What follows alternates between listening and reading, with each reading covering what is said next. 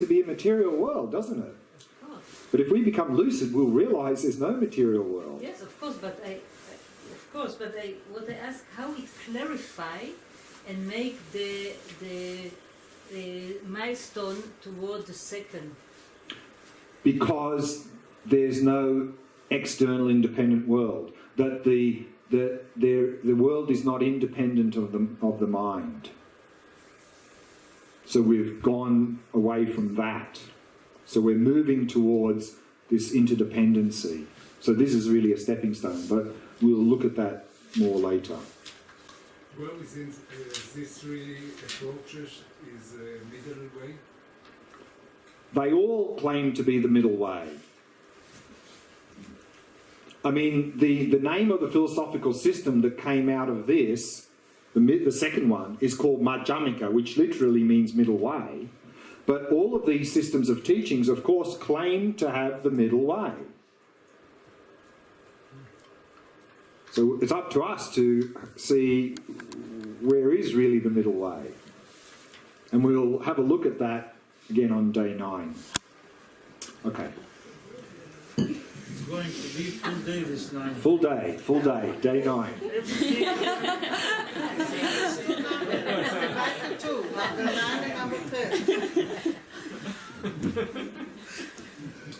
So we are stuck in this state of dukkha due to our mental afflictions, particularly our fundamental ignorance. And here in the Four Noble Truths, that ignorance is grasping to self. And we're stuck in this state. The Buddha's assertion is life after life. And so this cycling in this state, life after life, is called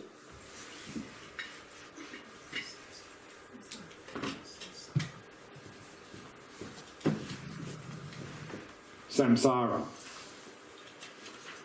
So samsara is not a place. This is not samsara. Samsara is a state of mind. If our mind is contaminated by the mental afflictions, we're stuck in samsara. And the word samsara we can divide into 2. Sam is a prefix which means fully or thoroughly, and sara means to go. So samsara is to thoroughly go, means to thoroughly or fully go round and round and round and round. So samsara is usually translated into English as cyclic existence. We are cycling from life after life in this state of dukkha due to these mental afflictions, particularly this ignorance. So that's the Buddha's diagnosis for us. The prognosis, of course, is that we can be cured, we can achieve a healthy state. So that is the third noble truth.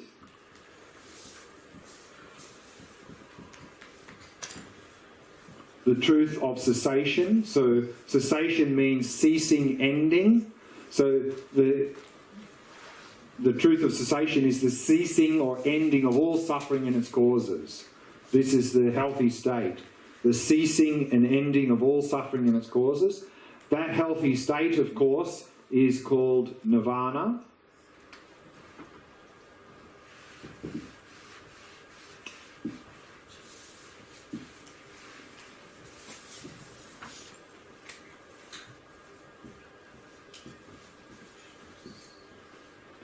And nirvana we can divide into 3. Nir, like Sam, means fully.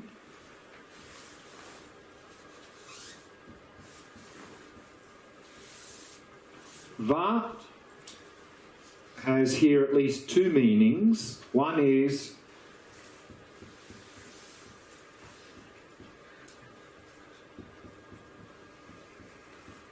to blow, another one is to cool. And na means the act of. So nirvana can mean either the act of fully blowing out or the act of fully cooling. And often in the Theravada Buddhist traditions, the first one is emphasized, the act of fully blowing out. meaning that when we achieve nirvana, when we achieve liberation from suffering, and then at the end of that life, this body finishes, then there's no cause for us to come back into the world again. Which means this contaminated body and mind are fully blown out. End of story.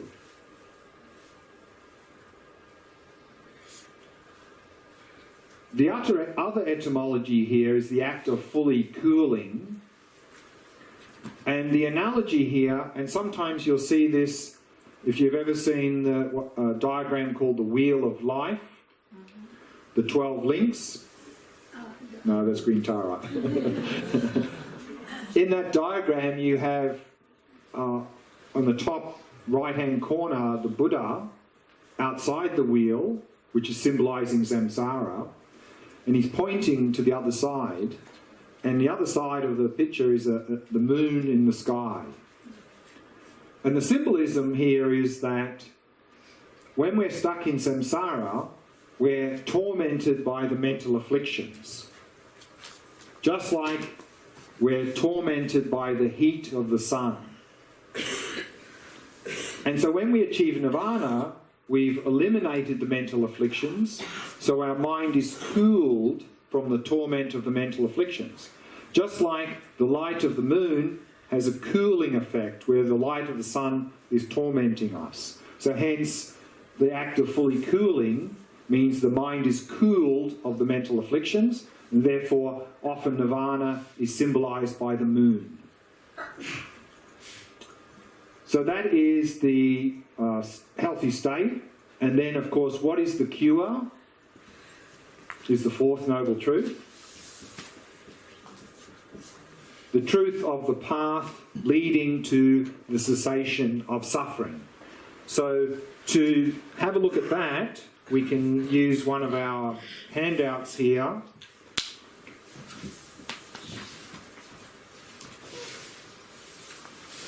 The one called the three vehicles, about in the middle.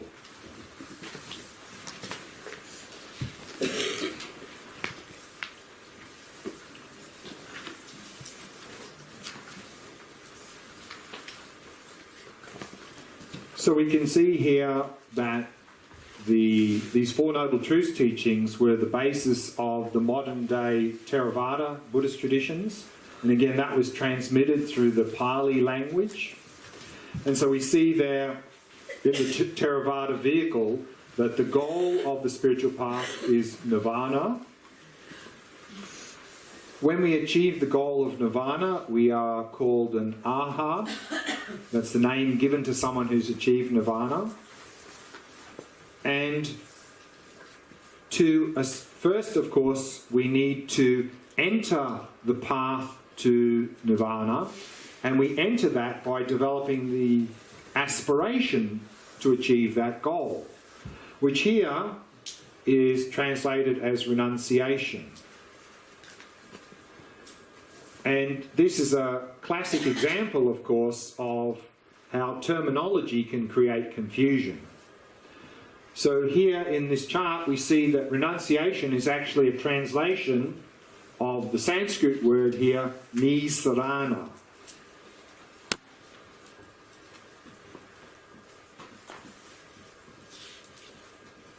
And this word again can be divided into two. The first, the prefix ni, means out, away from. And again, sarana, like in samsara, means to go, to move. So nisarana is to move out of, to move away from. So what this means is the aspiration to move out of, to move away from suffering or samsara towards the goal of nirvana. So nisarana is that aspiration. It's the aspiration to move out of, away from suffering towards the goal of nirvana. Here, and most commonly, you'll see that's translated as renunciation. And of course, renunciation doesn't have that meaning. But someone some years ago decided that was a good translation and sort of we're stuck with it. Renunciation, what it means, of course, is to give up. And usually it's presented in terms of giving up what's called the 8 worldly concerns. And these 8 worldly concerns are 4 pairs. One thing we want, the other thing we want to get away from. So the first is gain and loss.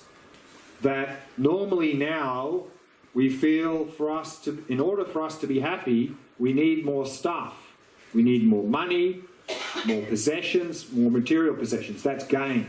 So we feel like it's important for our happiness to have more stuff.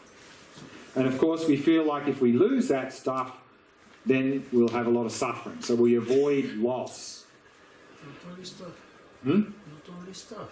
Yeah. To gain. Yeah. Sorry. And then the second pair is pleasure and pain, because normally we equate pleasure with happiness and pain with suffering. So we try to get more pleasure and hope that that's going to give us happiness, and we try to avoid pain in the hope that that's going to avoid suffering. But also we feel like it's important for our happiness what people are saying about us. So the third pair is praise and blame. So we put a lot of effort in trying to get more praise from others because we feel the more praise, the more happy we'll be.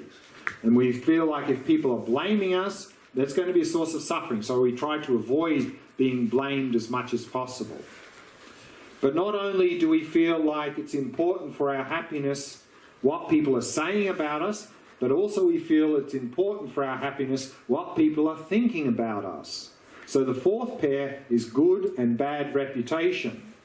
That we put a lot of energy to try to develop a good reputation, that people respect us and so forth, acknowledge us and so forth, because we feel that that's important for our happiness.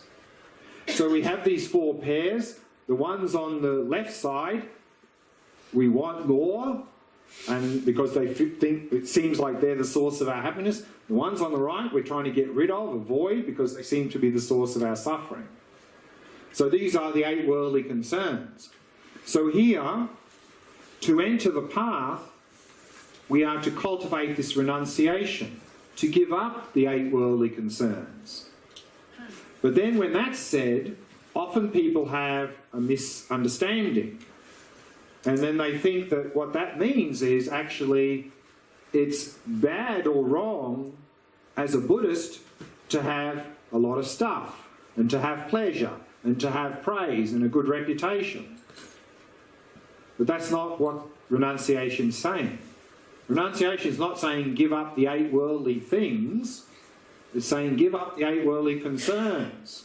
And here the word concern means our belief that the things on the left are the source of happiness and the things on the right are the source of suffering. So renunciation here is really saying, so whether or not we have a lot of money and stuff and pleasure and so forth, that's not the important thing. The important thing is our attitude towards these things. So renunciation is saying give up an unhealthy attitude to these things. In other words, give up attachment to gain, pleasure, praise and good reputation, and give up aversion to loss, pain, blame and bad reputation. Because attachment and aversion is just going to lead to more suffering. So that's what renunciation really means. But still, even with that understanding, it's not really an accurate translation of the original Sanskrit word nisarana, which simply means the aspiration to move out of, away from samsara towards the goal of nirvana. But that's what we're saying here, is that once we develop that aspiration, then we can strive for the goal of nirvana. And what is the path? How do we strive for that goal of nirvana? The fourth noble truth here is normally presented, you see, as this noble eightfold path. So we see 8 things here as the practices. Right speech, right action, right livelihood, right effort, right mindfulness, right concentration, right view and right thought. That's the normal presentation you'll see in terms of the path, in terms of the practices. And as we can see in this diagram here, those 8 practices can be condensed into those 3 core areas of practice that we've already mentioned, of ethics, concentration, and wisdom. So the first 3 there, right speech, right action, right livelihood, is subsumed as ethics. Then right effort, right mindfulness, right concentration is the concentration practice. And then right view and right thought can be subsumed as wisdom. So here then we have the 3 core areas of practice of ethics, concentration and wisdom. And here in the Theravada traditions, which are based of course on the Four Noble Truths, ethics, the core of ethics is avoiding harmful, non-virtuous behaviour. Concentration practice, as I mentioned already, often this is called dhyana practice, because that's the level of concentration we are trying to cultivate here in the Theravada tradition, this dhyana, which actually is a higher level than shamatha. And then the wisdom practice here, of course Theravada is based on the Pali language, so the wisdom practice is often referred to as vipassana practice. And then in the last column, we can see what do we mean by vipassana in Sanskrit or vipassana in Pali. So here in the Four Noble Truths, Truth of the Path, in terms of the wisdom practice or vipassana practice, there are 3 main core areas of practice. We see them here, or the three types of insight rather, called the 3 marks of existence.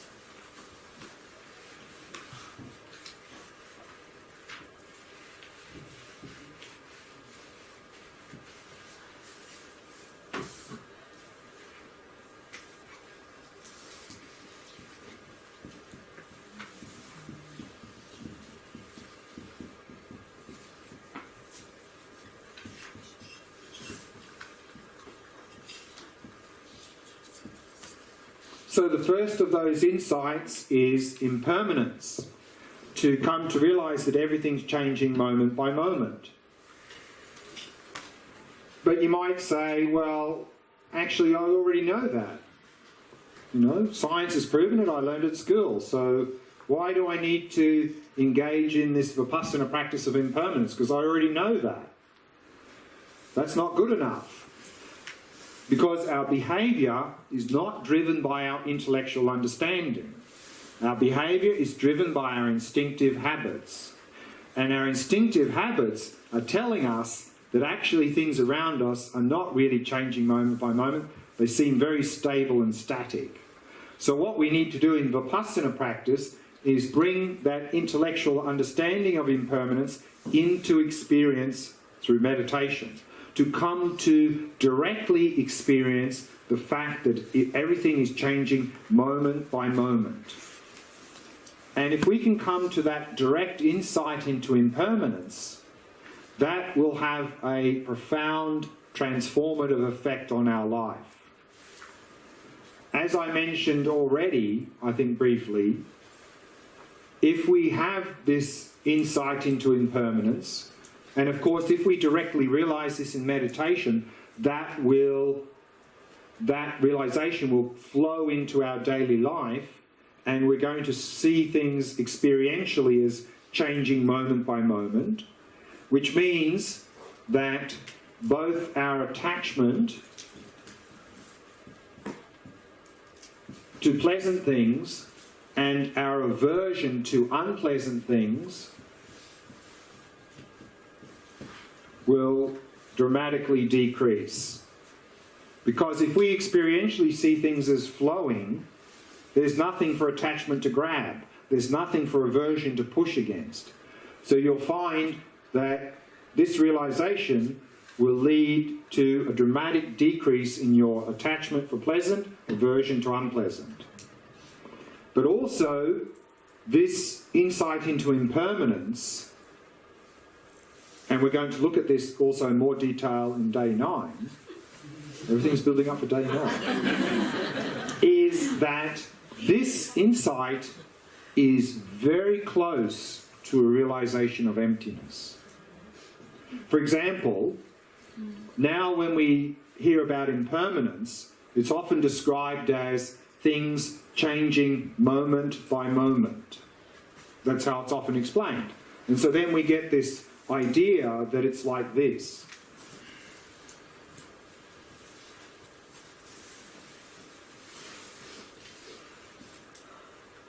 That in the present moment we have a thing, and in the next moment it changes, and in the next moment it changes. Is this impermanence? No, impossible. Because if we have a thing existing in the present moment, no matter how short that present moment is, it's not changing then, is it? During that short moment. Which means it's not impermanent. So this is not impermanence. Impermanence is this. So therefore, what we can understand and realise is there's just a constant flow of change. There's no static things in that flow. So how can anything exist independently if it's just flow? They can't, which is emptiness. So actually, understanding and realising this at the deepest level, we're very close to realising emptiness.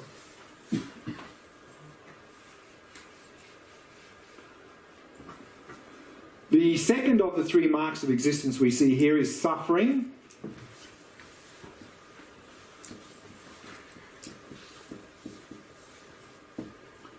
Which of course is the first noble truth of dukkha.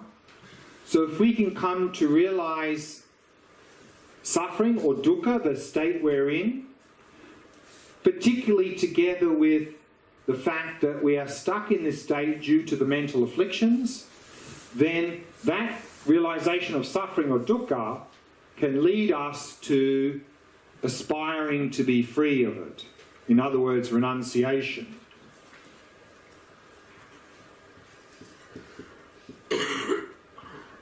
To the aspiration for nirvana. The third insight here is no self.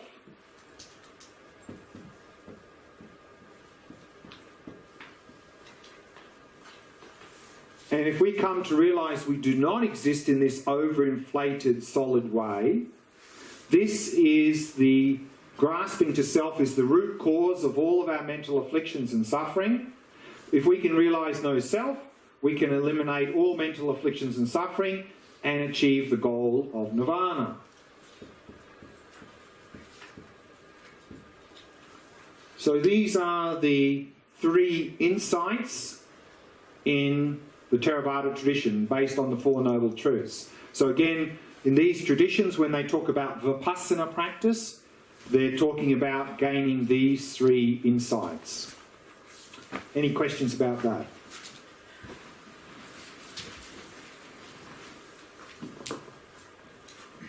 So what is the vipassana practice of suffering? You just sit and think something like that and think about it. So this, of course, we can reflect on it from many different angles. One is, based on that presentation we gave, the 3 types, to reflect on the fact of unpleasant experiences. That's pretty obvious to us, that that we don't want them, so we probably don't need to reflect too much on that. The second one is the pleasant, the change. I think we need to reflect on that, because now, for us, pleasure equals happiness. But it doesn't equal happiness. So we need to reflect on the fact that pleasure doesn't equal happiness, and that it's just temporary, transient experiences that will never satisfy us. So that'll probably take a bit of work. But then at the deepest level, we need to reflect on all-pervasive dukkha. So we need to then really start to reflect on these points here to appreciate that. But there are other ways of reflecting on this from other perspectives as well. And if you want to, you're interested in that, if you, certainly in the Geluk school of Tibetan Buddhism, when this topic is presented, there are a number of different reflections on this suffering or dukkha from many different perspectives. The 3 types, the 6 types, the 8 types, quite a lot of different ways of reflecting on it. Question? No. About the no self. Yeah. Could you say that there's a... So remember, there is no Buddhist tradition that says there's no me, no person. Because to even ask the question proves you exist. Because if you don't exist, you can't even ask the question. So Buddhism's not asking the question, do I exist or not? The fact that you can ask the question proves you exist. The question is, how do we exist? Okay. That's the question. And here in the Four Noble Truths, that's within the now exemplified by Theravada tradition, they're saying we do not exist like that. Often this is described as an autonomous self. We don't, the me does not, there's not a me here that is something more than the body and the mind, an extra thing in addition to the body and the mind. That's how we see ourselves, in this way. So we do not exist in that way. If we come to realise that, we'll realise no self. Could you say that makes equanimity among you and others? No. So here in Vipassana context, the word self is not talking self and others. No, I mean equanimity, like it's not the same, but you care about it the same, or something like that. I think having equanimity probably won't help to break down this false view. It may, I mean, if we're really sharp, that may have some effect, but I think for most of us it won't really have. I mean, I think we can grasp onto self and still try to practice equanimity. But will it create an equanimity if you... It'd be more difficult. So, yeah. So, of course, as I mentioned before, is that particularly now when we look at the emptiness, which we're not looking at here, the emptiness practice, if we come to realise no independent me, emptiness, then the natural expression of that is loving kindness and compassion. Of course, then perfect equanimity. Okay. So one way of talking about that emptiness is now there seems to be a me here and a them there, you know, that we're independent of each other. Yeah. And we can, on that basis, try to develop love and compassion and using reasoning, and it'll probably work to a degree. But to fully develop it, I think, will be very difficult. Because as long as we see some gap or separation between us and others, there'll be this sort of, well, actually, you know, I'm sort of more important because that's them and it's me. But when we realise emptiness, we'll realise there's no gap or separation between us and others, which means on the basis of realising emptiness, if suffering arises, there will be the natural aspiration to liberate that suffering, regardless of whether it's in this body or that body. Okay, but still the perspective, I'm trying to imagine nirvana. The perspective is still yours? I mean, it's still a me and you, yeah, of course. I see a suffering, Sure. I care about it the same as I would if it was you or me or her, but I still experience it through a me. Yeah, but not A as a self. self. Okay. Because self here can easily lead to, oh, it's their suffering. It's not affecting me. I don't care. Yeah. That's what self could lead to. Realising emptiness, that's impossible. That would be impossible. Because suffering arises, we just work to overcome it. Whether it's in that body or this body is irrelevant. I don't understand impermanence in terms of physics, in the physics level. Sure. But